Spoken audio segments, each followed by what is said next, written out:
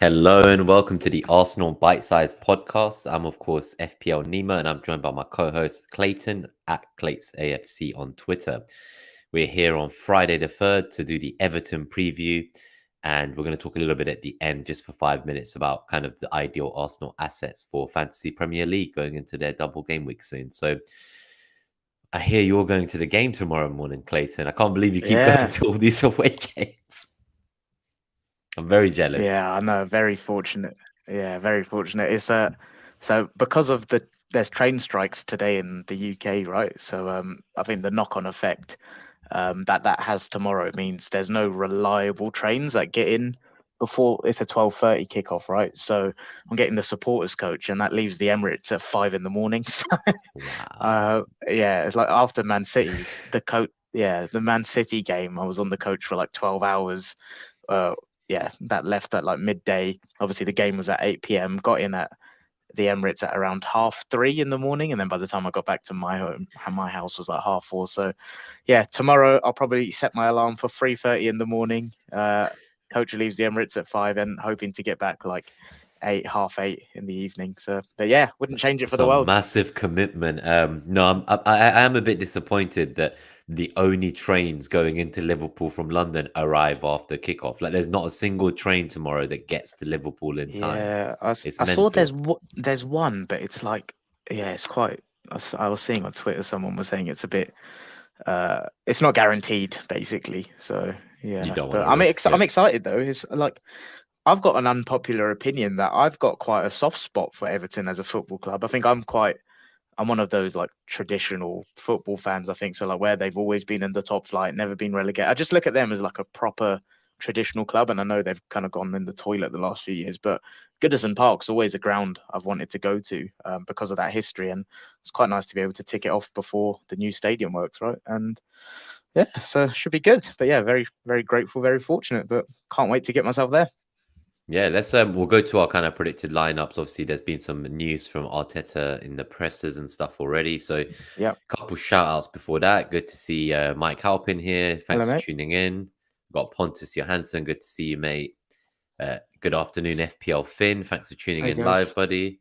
And then finally, Delia. Well, for anyone on podcast who can't read that. Hello, lads. A little bit of a hangover today by that huge jug of water. Me. I was good. Just the 3 Guinnesses for me, so I was fine. Nima, on the other hand. Yeah, like obviously I went for drinks at like just before 6 p.m. and I was planning to leave at 8 p.m. and be home by 9 last night, and I didn't get home till after midnight. And I think I turned up at like 8, right? So I probably you were here after 8. Yeah, I think once you arrived spontaneously, I couldn't leave, and then I think where I made the rookie error is at the end of the night when they were trying to kick everyone out. I had a shot of tequila, and I think that tipped me over the edge. I feel horrendous today. So just for context for everyone, like people that may have missed this. So last night I was doing my thing. I was in Chinatown, and then Dan, FPL fella, obviously I put it on my Instagram. He messaged me saying, "Oh, come for a drink, a Railway Tavern." I was like, "Okay, cool." Didn't even question it. It was like, "Yeah, fine. I'll swing by." And then I saw you there and Ed from Twitter as well. So yeah, it was just like a purely spontaneous thing, and then normal drinks, right? Like normal people, and then this guy Nima. So like the final rounds that everyone's getting, and Dan's wife's buying everyone around, and like normal people, yeah, I'll have a Guinness, I'll have a pint, this, that.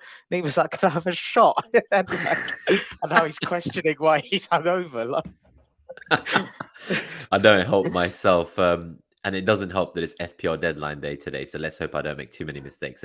So I think obviously this game's very exciting for me just from the perspective of obviously our manager himself coming from Everton to us in his early 30s. And manager of the month again as well, by the way. 3 That's now. Incredible. That's 3 of them this season. Well, because he got the last 2 as well, didn't he? November, December. I think he had one earlier in the season.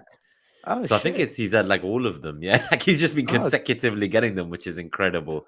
Nice. And quick shout out to FPL Sandwich as well. Thanks for tuning in live, mate.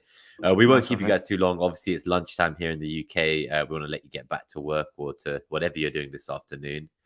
But yeah, let's go straight to the kind of predicted lineup. I guess just before you read this out for the podcast listeners, I wanted to say there was some concerns, obviously, about Thomas Partey. Yep.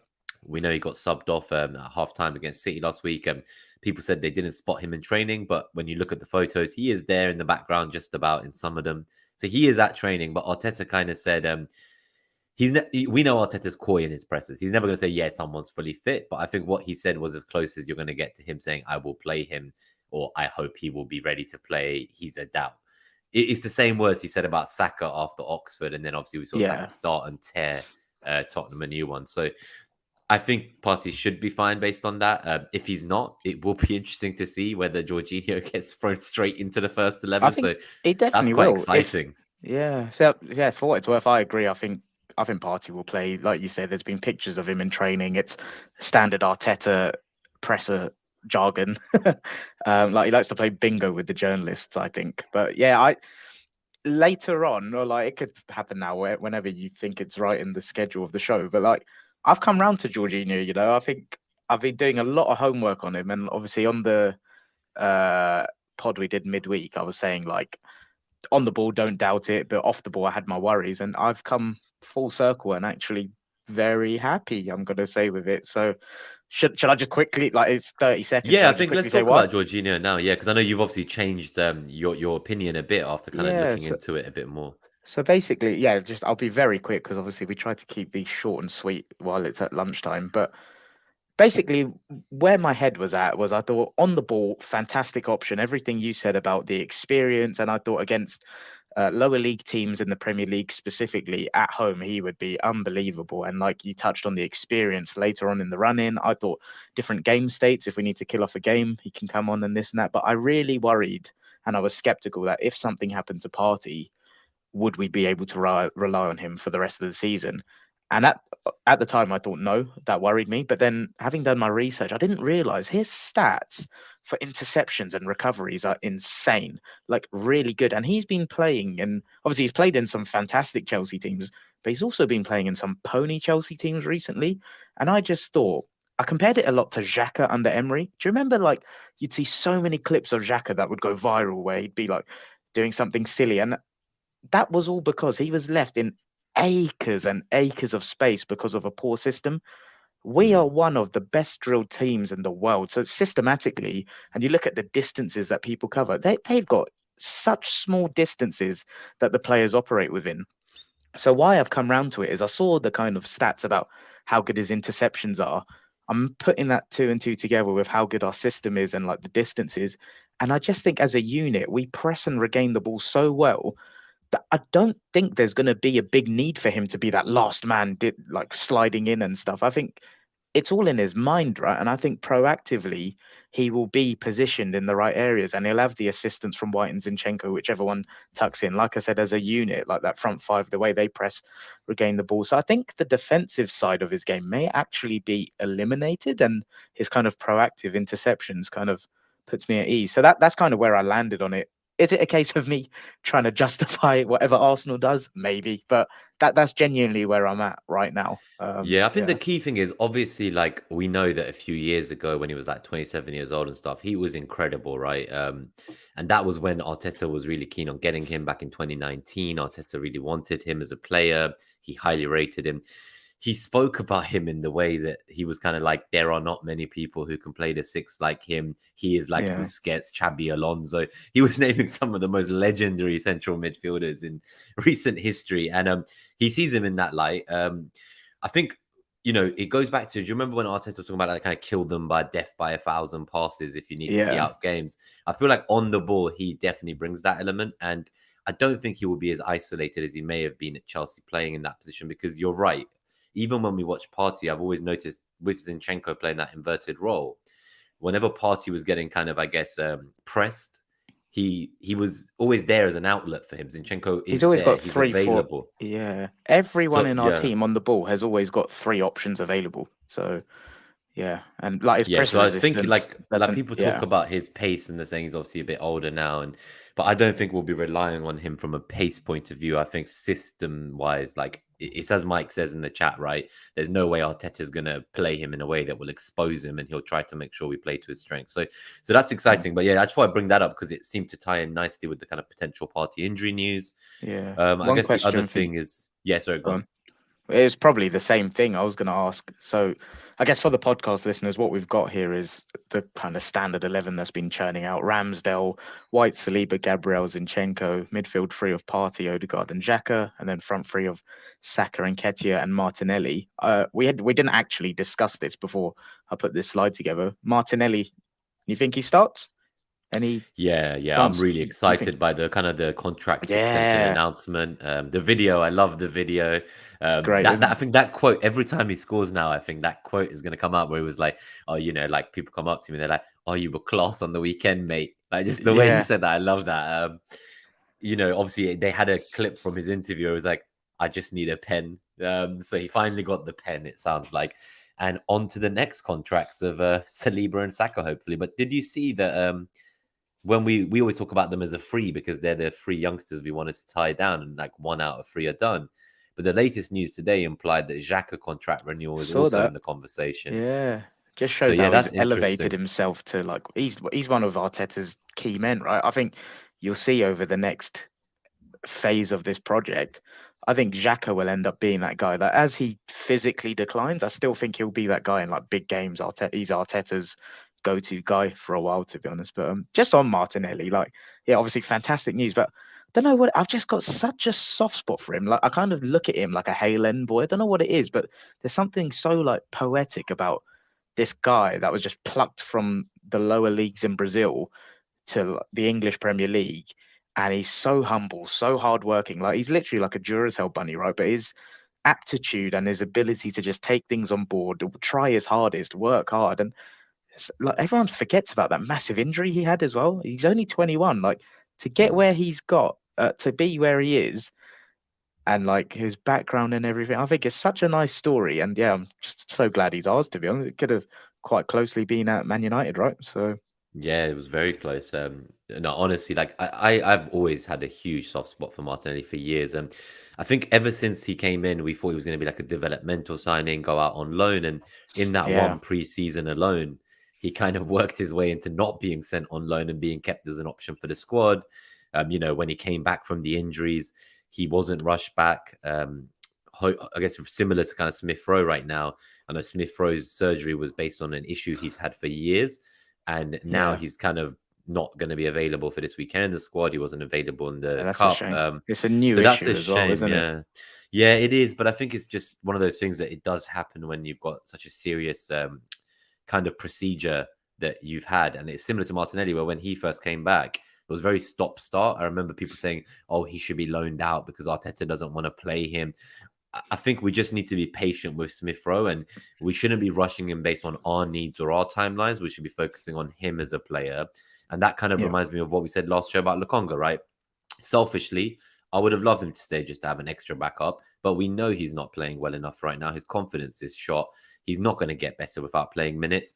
And actually, it's in his best interest for him to go to Palace, work with a coaching staff that includes Vieira, and just try to play regular football in the Premier League and yeah, just get some of that confidence back. So it's one of those situations where just like how Lukonga went, and we shouldn't selfishly try and keep him, and we should go and see whether like he either increases his value or can come back and somehow be reintegrated. Similar with Smith Rowe, I feel we need to do what we did with Martinelli, where he's just not rushed back, and like we don't need to be rushing him just because we need a player to play and like legs. yeah. We need to focus on making sure he can recover and then have the kind of I guess accelerated trajectory that we've seen from Martinelli over the last year or two. And then the 100%. final news, I guess, was that obviously we've seen Reece Nelson is also back. So it's good to have Yeah, a bit of that's really depth good there. news. Yeah, so that was very unfortunate with his injury, considering that at the time, like it was straight after the World Cup and he was doing quite well and he played in all the friendlies leading up to the restart. And so that Yeah, was unfortunate he's for him. looking So good. it's nice to see him back. I think But in yeah, terms on of news, is there anyone else like from the presser that you recall that we should mention, or is that kind of everyone, do you think? no, that's everyone. I guess just back to the question on Martinelli v Trossard, where Yeah. percentage wise are you like 100% Martinelli starts? Um, I know like signing a contract isn't like a guarantee of a start, but like I will be pretty I shocked I like if think it's you've a signed big the contract factor. and you don't start. Yeah. So I think it's one of those things where it's like, how are you going to get someone to commit to 2027 and then like the next game drop them? Like there is like a team morale and like people's individual moods that matter. And I think what we said last time was Trossard hasn't come in expecting to be first choice. He's come in Yeah. knowing he has to work to get there and he wants to make it happen. But I think he'd also be a bit surprised if from like a couple of training sessions he suddenly goes straight in. So Yeah. I think he's going to be on the bench and come off like maybe. I think Martinelli will come off earlier in games for Trossard, but it won't always be Martinelli. Like maybe Nketiah's minutes also get affected, and Martinelli goes through the middle. Trossard comes in. He's a versatile, adaptable person that can come in and give minutes and take minutes away from the legs of any of our front three, as you say. So, so that's kind of the main thing. I think Martinelli starts. Yeah. Yeah, I agree. Wholeheartedly agree. I think he starts tomorrow. I think like later on in the show when we do the FPL chunk, I've got some opinions on like later on and stuff that we can have a chat about then. But one thing that just what you said about like the contract and narratives, FPL Twitter was making me laugh this week because Trossard was expecting, well, his wife was expecting, and then they had a baby. So the narrative's now like, oh, Trossard's tired, Martinelli's buzzing, like stuff like that makes me laugh quite a bit. But I think it'll be the same 11. Just one final question on this 11, because there is like I don't see Tierney starting over Zinchenko. So that debate we used to have at left back, I think that's gone for now. But is there a debate at right back? I do believe that obviously Tomiyasu gave an interview. I don't know if you saw it this week. Point. And he was very humble. And he said, obviously, like, I'm not starting. I know that. He's only started 4 Premier League games this season, but he's appeared in 23 games. So he was like, I understand my role is different. That's fine. And I will do whatever part I need to play. When you look at him, he's nearly universally always our first sub on, Tomiyasu, in most games. In some games, he's been our only sub on, like against Newcastle at home. And so what do you think? Do you think he continues to play that kind of role, like as like the first sub? Or do you think he might get that spot back one day? Yeah, maybe should we keep that for the FPL bit as well? But like just on the actual lineup for tomorrow, that's a really good point. I didn't even consider him, and he was really impressive against City. He was really good when he came on against Man United as well. So for what it's worth, tomorrow, I think it's White that plays again, just because I think Arteta won't want to disrupt that whole unit. But yeah, maybe later on in the show, I think there's definitely a chat to be had there, actually. Yeah, good shout. Should we keep that for later then? Yeah, let's do that in the final bit. We'll just look at Everton's lineup, do some score predictions, and then we'll talk about the FPL side. I think we'll try to get out by 30 minutes. So try to keep the show to 30 minutes, hopefully. And we'll take some questions. So if you have questions, put them in the live chat. This is so hard to predict where it's a new manager, right? So the Everton team that lost 2-0 to West Ham they played 3 or 5 at the back, however you want to call it, with wing backs. So it was Jordan Pickford in goal, obviously. Back 3 was Mina, Cody, and Tarkowski, and the wing backs were Mikalenko and Coleman. And then they had a double pivot of Gay and Onana, and then the front 3 of Damari Gray, Iwobi, and Calvert-Lewin. I think Sean Dyche is going to come in full Mike Bassett, 4-4 back into, and I think he's just going to, I think he's going to rock up with a 4-4-2. But I don't know Everton well enough to know who would drop out in that sense, because I think if you're going 4-4-2, I don't think you have Iwobi in centre midfield personally. I think you probably stick with like a Gay and Onana, 2 engines, right? I feel for Onana and Iwobi because I think this is the end of their days playing the kind of exciting positions they were. And I think they're going to be playing in like a double pivot going forwards. And like only one of them will play, as you say, potentially, and they'll be in a double pivot. You think with Onana as well? I think Onana will be quite pivotal to Dyche. I think Iwobi won't get a chance to. Like, I might be right. I don't see Sean Dyche playing with 2 number 8s, right? That's what I mean. So one of them is going to drop out, and then there's not good. I guess the thing is, like, if you look at Iwobi this season, Onana, they've very much been able to kind of progress the ball forward. They can be part of the build-up play. It feels like the way that they're going to line up is going to be that, like, whoever plays there, whether it's Onana or Iwobi, their only job is going to be to pass sideways to the wing and hope that, like, someone can hoof the ball up to the forwards. That's what I feel like. It's just straight 4-4-2, keep hoofing the ball long. Like he just survive relegation, basically. Someone that did well under Dyche at Burnley was McNeil, right? And obviously he's at Everton now. And 2 thoughts here. One is I wonder if he'll get some joy out of Iwobi on the wing again. Not necessarily for tomorrow, but just long-term his development. And second, I wonder if McNeil becomes his guy again. Like, I wonder if he uses him. But yeah, for tomorrow, I think it'll be, like I said, 4-4 back into. I think it'll be like low block. I think that I don't personally buy into new manager bounce and all of that sort of stuff, but I do buy into, I think a new manager will come in and try obviously you can't change everything in a week, but I do think there'll be basic principles of their play that they look to kind of impose straight away. So for Dyche, it will be the low block, get it out wide, get crosses into Calvert-Lewin, right? But for me, I feel like the one thing we do quite well every episode, which I really enjoy doing, is I feel like we look at like tactical matchups and stuff, right? And we try to exploit the opponent. I think this is difficult because it's like a blank canvas. So for me, tomorrow is all about Arsenal turning up and just playing our game. And I think just letting Everton worry about us. I think every pod we do, we fixate on like a certain area that we could hurt the opposition.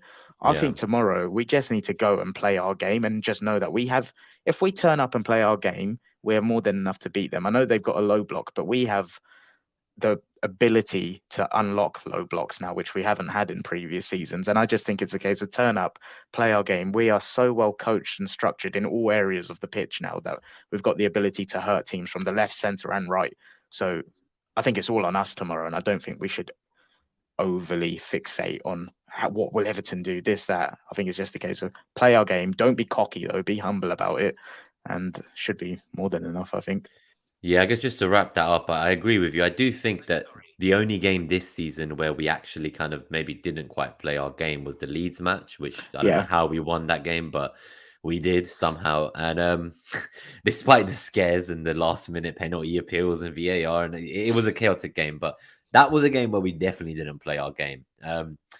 I think tomorrow you're right. Like we don't know, like we can predict Dyche will go to this formation that he's used to using, but we have no idea like what level of it he can implement within a week. And I think Arteta will tell the boys, he said, we just got to keep playing our way and not worry about other teams, just focus on us. The good thing is, unlike when we played Newcastle earlier in the January restart, I do feel now we have that kind of added depth off the bench that if we are struggling to score or create, we can send on the likes of Trossard, Vieira, maybe Nelson's going to be back. There's opportunities to change the scope of the control. That's true, right? Yeah. So there's a few options, which is quite good. And also just, I don't really believe in these kind of data points, but Dyche does have a very bad history against us. When you look at just pure results, does he actually? Different teams, very bad. Like Dyche has struggled to ever. I remember we gave Burnley a few slappings, especially at home. But I also remember a few where we kind of got over the line. So yeah. Cool. All right, let's do our predictions then. So still, you know what? We predict to win every week recently. So we basically stay at 84% correct outcome because we've not got any more wrong because every week we predict we win and every week we've been winning. How long that can continue, I don't know. We've not had a correct score for a long time though. Yeah, it feels like those days are long gone, isn't it? We used to actually get correct scores sometimes as well. So used up all of that tax in the first few weeks, I think. We did. So what are we thinking here? Because I'm thinking away from home this season, we have kept pretty much most of our clean sheets, like 7 or 8 of them. So I think that we are very sound away from home. I don't think Everton will have too much. Like I'm not convinced that a 4-4-2 with long balls to Calvert-Lewin is going to be something that Saliba and Gabriel can't handle. So I'm pretty confident of the clean sheet. So I'll start by saying that. And I would be hoping that we can unlock them to at least a 2-0. That's kind of where I'm sitting. What about you? We've gone for the same thing. I think exact same and same kind of logic as well. I think the element of control, I think, is going to be very, very apparent tomorrow. I think how Brentford away levels of control. I think it could be like that tomorrow if we just lock down our game, kind of get there. For what it's worth, I think the atmosphere there will probably be all right. But there's something about the 12:30 games that I don't think fans get as intimidating in that environment. So I do think it will be a case of us turning up, kill the game quite early, and then just knock it about, do our thing, and just suck the life out of them, which is what we can do so well. So I think it will be like that. And like you, I predict the only way they'll try and hurt us is crosses into the box. But I feel comfortable with the 2 Van Moutons we've got in there, and also the way we can. Well, we're very good at stopping crosses as well, right? So yeah, that's true. I feel like it would have to be something go catastrophically wrong, to be honest, and red card, individual errors sort of thing. But obviously I've got a little bit of PTSD from last season there, so who knows? But yeah, 2-0 to the arse for me. Let's just get some of the score predictions from the live chat from the viewers. What's the chat saying? So Mike Halpin's gone for a 1-0 Arsenal win. 1-0 Pontus to the has Arsenal gone classic. 3-0 Arsenal win from Whew. Pontus. 2-0 from FPL Sandwich. Pontus did originally say 3-0 to Everton, but he quickly corrected that. No, I'm just teasing. I'm teasing. All right, let's. So if there's any questions, put them in. We've only really got like 5 minutes, so we'll start talking about the FPL side of things. And if we see any questions, we'll pull them up just to try and address one or two of those quick fire before the end. From an FPL point of view, I guess the question is like, if you don't already have 3 Arsenal assets, like who would you be targeting? But then also maybe if you had a clean slate, like if you were to have a brand new FPL team today, what are actually, in both our opinions, the 3 best Arsenal assets if you didn't have to worry about like me, where I've already got Ben White, for example, and like that takes up one of my 3 slots, for instance, and there's the Tomiyasu worry I told you about. Yeah. So before we go on to those 3, should we just touch on those things that we kind of parked for now? So the White Tomiyasu thing, I personally have no doubt that White is first choice and will continue to be for the foreseeable. Personally, I think the thing that happened against Man United for me has been so overblown. I think it was a case of he wasn't playing well. He was on a yellow card. He was against one of the most informed wingers in the league. I think that's as simple as that, personally. And I think people are reading way too much into it. Is there a scenario where on February the 15th, I could see Tomiyasu being used? Yes. But for me, that's a lot. That's a much smaller percentage than I think the others that I've seen kind of pushing that as an idea. I think Ben White is Arteta's guy. I think he's so crucial to the way we attack and defend. And I just think that's been so overblown. So I own White in FPL and I've got no intention of shifting him, none whatsoever. And he would still be, okay, that's a lie. I was going to say he would still be one of my 3 that I'd go for if it was a blank slate, but it would be Zinchenko. But that's because of bonuses. That's not because I'm worried about White's minutes or anything. So that's my opinion on White and Tomiyasu quickly. Secondly, Martinelli Trossard. While I agree, I think tomorrow Martinelli wholeheartedly starts. I don't think his starts are as secured going forward as everyone else seems to think. I think I'm on my own there. And I'm not trying to convince people here. I'm just giving my opinion. Like you touched on earlier, and we've said in previous episodes, I don't think Trossard has been signed to just get 20 minutes here and play the Europa League. And he, like, I try not to psychoanalyze these things because you never really know, but he looks fucking hungry, right? And his performance off the bench against Man United, his performance at Man City, his drive, he's got more to his game than I realized. He's not just a little neat, tidy player in pockets. He's got that powerful drive on him as well. And I think what we're going to see more of, which we've not really seen so far from Arteta, but for me, it's more because of the lack of options that he's had. I think now, I said in a previous episode, we have the ability to switch things depending on opposition and game state, right? You saw it against Man United. For me, this was the biggest indication of where I think Arteta's team selections are going to go going forward. The Man United game, we were doing fine, right? More than fine. But then he switched it up. Martinelli, in my opinion, recently, it's been a tactical instruction for him to hold that width so Zinchenko can do his thing. The left-hand side in our team is operating differently post-Jesus injury, post-Christmas, than it was before, right? And that's obvious. It's because of Jesus' strengths, where he was linking up, and we're playing differently because of Nketiah. It's nothing. Martinelli's not playing badly. I just think it's going to be a case of, like Man United, he then made a switch where Trossard played on the inside and Zinchenko was playing. He was playing centrally, but he was also on the outside a lot more than he usually is.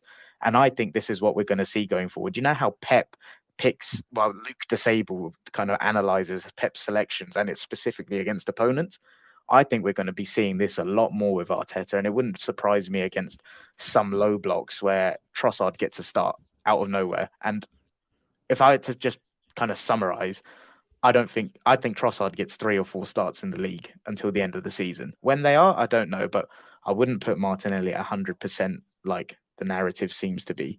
But that's kind of where I think especially when Europa starts as well, things will really start to take a turn in March, I think, and see where we are in the league then. But I guess one thing I want to say about Martinelli is you're right. Like when Jesus was there, I felt like their kind of connection and link up play was, they were just telepathic almost. And Jesus did go to the left a lot and allow Martinelli to float in more centrally. And it seems with Jesus gone, I think we've said before, it feels that Nketiah and Saka have a great chemistry. And so like actually like Martinelli's been pushed all the way to the width. But people talk about like, you know, he's not been performing from an FPL point of view recently in the same level of, say, Odegaard or Saka or Nketiah himself. And I get it, but when you look at like that's just output, that's just goals and assists. When you look at Yeah, the underlying numbers, it's they're all still still fine. very even. Like I get that Yeah, Nketiah has like the highest goal scoring numbers underlying. Odegaard has the highest chance creation numbers underlying. Saka is not the top of any of the metrics, but still performs at a crazy level, as we know. Like we consider him world class, we were saying these days at his young age. With Martinelli, I think we just I don't know. Like, I guess people just kind of see the shiny new toy, right? Like, someone else is getting points now. And I think in our team, our front four, they're all going to get points. And it's just, you don't know which week they're going to get it. Now, the reason I brought this up is that Martinelli, I believe he's actually had like the most penalty area touches in the Arsenal team by a significant distance since the restart. So the fact oh that like really? these haven't resulted in goals or assists does not mean that he's not still in the same threatening position, still doing like, yes, he's wider, but like I think you saw against in the last match he tried to run past like 2, 3 City players when he came on in Yeah, the box, and he does this move a lot, right? Like he almost just keeps going and sees how far he can get to the byline and how close to the goalkeeper and goal he can get before he then tries to cross it into Odegaard or Saka to just score like a wonder goal from him. yeah. But he does get very close into the action areas and he takes a lot of touches in the box still. So for me personally, I've seen some people moving him on. I think in the chat, people have mentioned they might be having to sell him. I think I'm not going to be selling having him. Yeah. said that, I think I might be, You are be, yeah. That's what I was going but to say. So they were talking about you, yeah. yeah, it's not because of his lack of points, or it's just like where I want to get to. I want Saka, so don't take FPL advice from me, right? Like I'm just here to kind of talk about the context around how we play, and then I think you do FPL a lot better than I do. But the one thing I want to add to that point though is look at the teams we've been playing recently and the fullbacks as well, right? They've been like Wan-Bissaka, for all of his flaws, a very good 1v1 defender. He's been up against Trippier. Like there was someone else as well. I forgot. Mine's gone blank. But look at the teams we've got coming up. I just think, I although played the dynamic, Sessignon as well, or was Sessignon on the Saka wing? No, Sessignon was on the yes, Saka wing. Sessegnon's on the left, and also he's not very good. But Yeah, yeah. I guess what I'm trying to say is we've had a combination of a system tweak, and that's also shown in Xhaka, right? His positioning and his arrivals into the box, they've kind of slowed down a little bit. So I do think his role has been tweaked, but I don't think it's to a detrimental effect to his FPL credibility for me personally. I do worry about his starts going forward long term. Like I think one bad performance, I think Arteta will switch it out personally. He has the And I option think now, whereas he didn't before, yeah. we need to start paying a bit more attention to opposition and game state. I think because we've got that kind of luxury now to be able to switch it up, and I think he'll take full advantage of that.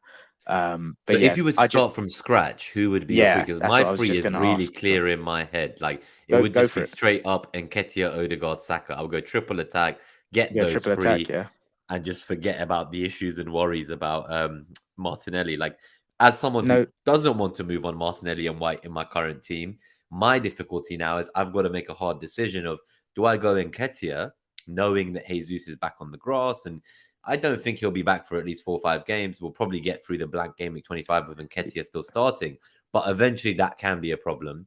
So then I'm like, do I want to go there? And then equally, I can't quite get to Saka. So it's like, do I go for Odegaard? And then Odegaard and Nketiah are a similar price. And that's where I'm kind of stuck at the moment. But in an ideal interesting. world, I wouldn't be having to make that decision. I'd Yeah, have Nketiah and Odegaard plus Saka and White and Martinelli would leave. But I can't be using transfers like that no. when they're so finite.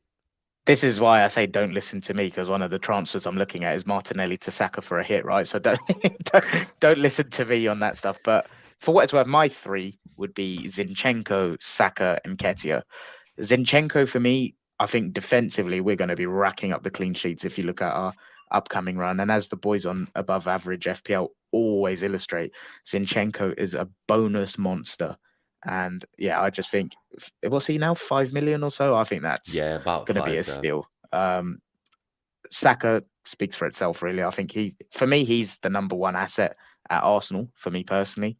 And then thirdly, Nketiah, yeah, he's shown, right? Like you and I have Like been singing 6.7 his, million, yeah, for the starting yeah. striker at the But like club running away with the league. yeah, I was bullish on him from the restart, right? Like I said, You were. Arsenal are fixture proof now, and like people struggle to proactively see that. But I don't worry about Jesus coming back for a while. I think, like you said, he's on the grass. I think we'll ease him in. I think the plan is kind of get him back, but kind of ease him in the Europa League sort of thing, and then let like Nketiah doesn't deserve to be dropped either, right? So I don't think Jesus is going to go flying back in. I think he's going to like have to earn his spot. So Yeah. I just think, just in general, as a rule of thumb, I feel like making decisions on ifs and buts so far away, just it's always a bit Yeah, I of a feel like it's too far away to be worrying about Jesus now to not go for Nketiah today. Like it's just like I just can't like look how much Haaland costs for City, and like I know Nketiah's not Haaland, he's not scoring the same number of no, goals, but but he's half the bloody price for the team who compete for the title. He has the most XG of any of our players. He's just hogging the XG since he got introduced into the team. and mate, look at the fixtures he's come in and played against. Do you remember what the narrative was at the start? It was like, oh, the fixture run, this, that. Look at the run we've got now.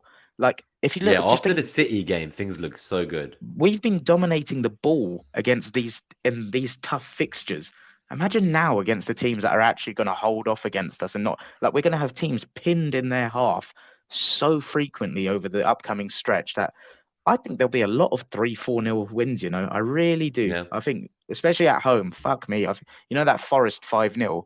Okay, Yeah. 5-0 is like a big scoreline, but I think there'll be a lot of drubbings coming up in this run. I really do. I So hope so, I man. like the concept of triple attack that you've gone for there, but I'm a bit weird like that. There's no logic to it. I just like the idea of having one defender and then two attackers from like the best teams. And to be fair, it is worth adding there is logic in that because Arsenal's defensive ownership numbers are quite high, and Right, every okay. time they keep a clean sheet, if you don't have one of them, you really need your triple attack to be firing. You So can't have one of fire, them yeah, blanking. Yeah, so sure. like there is definitely it's a much more high risk, high reward strategy. I think the safer option is to definitely have one of the defenders and then maybe Saka and then Ketia, and you just have to forgo Odegaard for now. Cool. All right, let's get out of here. We're at 36 Yeah. minutes, 37 minutes, but hopefully you guys enjoyed the episode. Up the Arsenal. Good luck on your coach travel to the Thank you, mate. Merseyside tomorrow. Yeah, and thanks to everyone for tuning in. Yeah, obviously Yeah, it's thanks for never tuning easy on in a live, Friday guys. lunchtime, but appreciate it. And yeah, on to the No toffees at worries. Merseyside. Up the Yeah, Arsenal. up the Arsenal. We'll see you guys after the weekend for the review. Peace.